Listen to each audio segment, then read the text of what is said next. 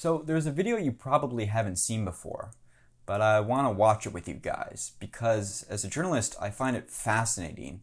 It's an interesting look into what modern journalism means.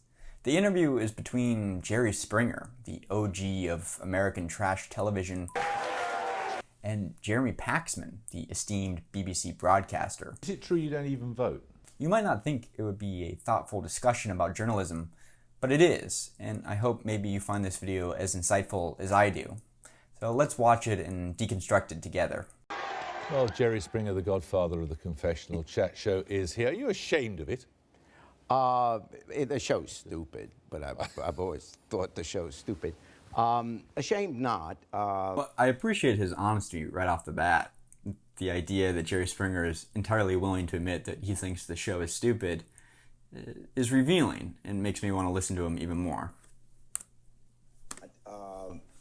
Shouldn't you be? No, not any more than a journalist should be doing the news. Because, for example, you would make a living. Let's say you're a journalist. Let's say you do the news every night. Every night you tell stories about very bad things, and it's very profitable for the station. You're not necessarily helping the people you talk about. Newspapers are in that business all the time. You could decide only to put well-scrubbed, wealthy people that speak the Queen's English on television and just do that. But that wouldn't reflect the whole society. You're being facetious, aren't you? No, I think television, I'm dead serious. Let me finish. Television should reflect in a free society the entire culture. If all shows were like mine, that would be wrong. But you can't just have television that is like Friends, Seinfeld, all these wealthy people, good-looking people, and you love it. If some wealthy, famous person goes on television and talks about who he or she has been sleeping with, we can't get enough of it. We cheer them. But if it's some person of low income, all of a sudden we say, trash, trash, like they're less than a wealthy person. That's a fascinating point Jerry Springer makes. I agree that a lot of media companies and journalism do delve into the lives of the rich and famous, the political, the celebrity, and we do trade on the gossip and downfall and rise of what we would consider the American upper class. And as soon as it's the American lower class, we look at it in disgust. And I also think Jerry Springer makes an interesting point that in an open marketplace of ideas, a healthy American media should cover all classes of individuals, that it's a problem if our media consumption or our media programming only reflects certain social classes, socioeconomic demographics of America. And I'm not quite sure what Jerry Springer's point is yet, but the idea that when our information diet, so to speak, our journalism diet, that the media, if it's doing its job right, should show a picture that encompasses all different types of Americans. We shouldn't only be consuming or hearing about Americans that are politicians or billionaires. Let's keep watching. For yourself. Than a wealthy for yourself. That's Lots true. of us choose not to watch either. Well, then you're not in the business. Then you do watch television. Are you saying here that you don't watch television, Jeremy? Of course you watch television. I mean, I'm not interested in who's sleeping with whom. I'm not either. I watch sports. But, so I'm not. I don't watch my show. And I've always said that. If I was in college, I would. When I was in college, I'd get a hoot out of it. But I'm saying we shouldn't be too uppity. I like Jerry Springer already. He has a very pragmatic or realistic opinion of both the media and how his own show fits into that larger American media industrial complex. I don't watch it. Readily admit that. I'd watch it in college, though. And say that if these shows show poor people, it's trash. It's not but if it's rich people, it's okay. It's not that it shows poor people, it's that it exploits poor people. I disagree. That's an interesting idea that Jeremy Paxman puts out, that Jerry Springer show, because it's using people from the lower socioeconomic class. It's exploiting them for our entertainment. And is there something inherently different between making stories from people that don't have much in terms of means versus people that have a lot, punching up versus punching down? Is there something wrong with consuming media information, whether it be entertainment or information, pure educational information, from stories that have to do with subjects that fall into the lower class rungs, than stories that cover people that should be protected at least or insulated from our judgment because of their wealth or prestige or status? Is there something okay with us vulturing on a politician or a billionaire because they have money that should insulate them from their feelings versus somebody who doesn't have money or power? Is there a difference in exploiting, even if the result is the same, the humiliation of somebody? Is it because somebody's poor instead of rich that it makes it exploitation? I'm curious to see what Jerry Springer says. I anchored the news for 10 years. I was a journalist for 10 years. That was exploitation, and I'll tell you why. Never once was there a conversation in the newsroom that we should drop a story because this story might hurt this person, ruin their career, ruin their marriage, or cause them discomfort. We never cared about the people we did stories on. Well, you on work in our a show, rubbish 100% agree with Jerry Springer there. I think he's very accurate and very astute, probably because he was in the business for 10 years.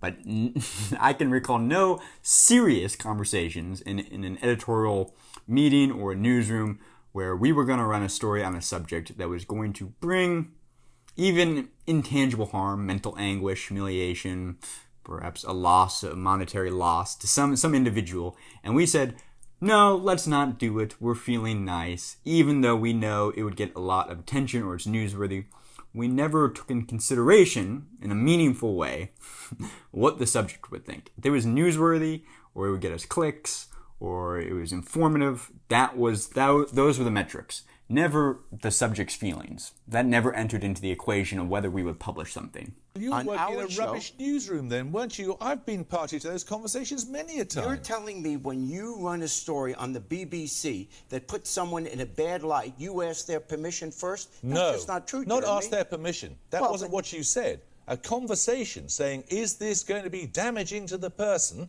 That conversation And was did you certainly... ever then say, if it's That has damaging to the happened person, you many a won't run the time. story? And you don't run the story? It's happened many Jeremy, a that's time. not true. I've never seen it occur where they didn't run the story. A news desk did not run the story. Jeremy Paxman might be correct in the technicality that conversations take place, and there might be an attempt to dampen the collateral damage on a subject's children, for instance. But no, never is there an idea that they would not run a story because it's going to hurt somebody's feelings. True.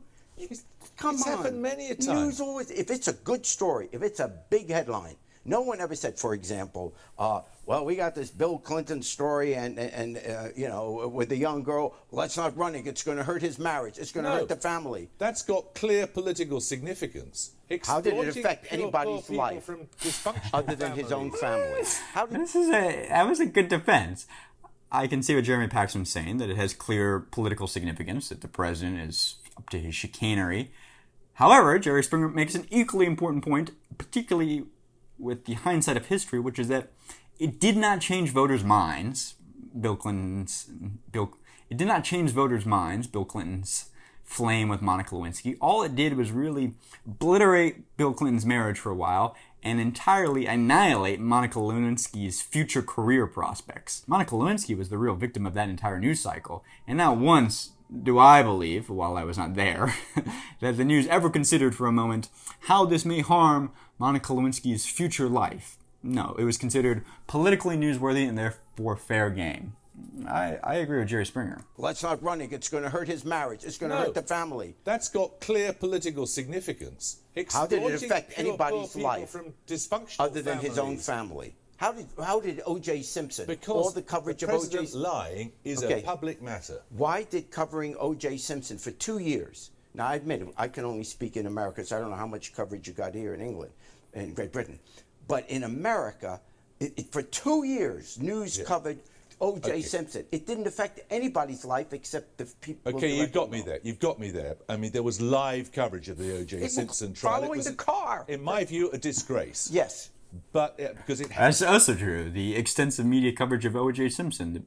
What does that have to do at the end of the day with informing the electorate in any meaningful way? How does that enrich our lives or communicate valuable information?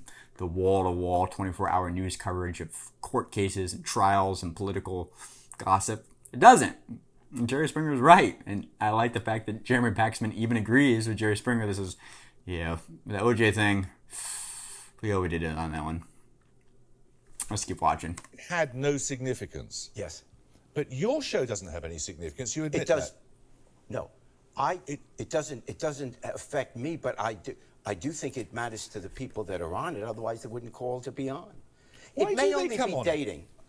I think the reason is the quick answer everyone always gives is, oh, they want their Andy Warhol 15 minutes of fame. That's glib and it's incorrect. These people don't become famous. They don't even use their real names. We let them wear disguises. So it's not to become famous.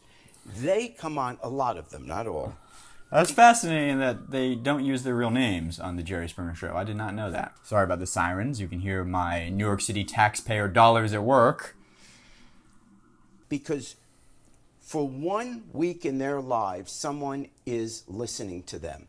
In other words, they don't have kids who listen to them, many of these folks. They don't have parents who listen to them. They don't have a job where someone asks their opinion. Every day you come to work, someone's saying, Jeremy, what do you think we ought to do? That's bloody tragic if that's why they come on your show. Well, for 1 week. Well, I think it's one tragic, but probably also true. I worked a lot of minimum wage jobs growing up, and the adults that I always saw and worked with, Jerry Springer is correct on that level. You become part of the machinery, and nobody's ever asking your advice or opinion. When you're a clerk at McDonald's or a retailer stocking clothes at the back of an American Eagle store, nobody's asking your opinion on how to make the business more successful. They're simply telling you what to do. And if you're in a loveless marriage or a single mother or a single father, you probably don't feel like you have a lot of agency in your life. You probably don't feel like anybody is listening to your opinions. And I kind of get the idea that Jerry Springer's show appeals to these individuals in part because it allows them to cathartically release, I think, something that's important to all of us, which is to feel like we have agency in our life, that people listen to our thoughts and our opinions. But I could also be reading too much into it. Maybe I'm giving Jerry Springer too much credit. It's easy for us to say because we're lucky in life. And every day someone's asking me, whether it's my daughter, whether it's my wife, someone's always asking me, people at work, what do I think about this? I go on a show and give my opinion. No one ever asks these people anything. And now for 1 week, they get picked up, they get taken to an airport, some of them first time they've ever been on a plane, they get taken to a show, they come out there, people are cheering. And it's not important to you and me, and we don't deal with serious issues on our show. We don't do pregnancy tests. We don't do that. On our show, we just do who they're dating, and tomorrow they're cheating until they sleep with someone else the next day. So it's not life-changing. But what it is, and I notice, because when the show's over, most of the people on my show, I really kind of like. Not everyone, but most of them, they just didn't get the breaks in life that I get. They didn't have wonderful parents, or they weren't born maybe with a good brain, or they weren't born with the luck that I've had. So, but they're not bad human beings. They want to be happy. They say, Jerry, what's a good restaurant to go here in New York? Or would you hold my kid while we take a picture? Their language isn't as good as ours, but they're not less. I'm telling you, if you think, and I'm not suggesting you do, but if one thinks... I find Jerry Springer to be very thoughtful here. I agree with him. I feel strongly that the amount of money you make, one, has no indication on how hard you work in life. But two, that the amount of money you make is not a proxy for your value as a human. We use money as a signifier, as a value metric for both how hard you work in our society and your worth as a human, when neither is true. Let's keep watching. I'm getting sidetracked here, but I'm liking what Jerry Springer has to say. Thinks that wealthy, powerful people have cornered the market on virtue, like they don't cheat, they don't do bad things in life. That's just wrong.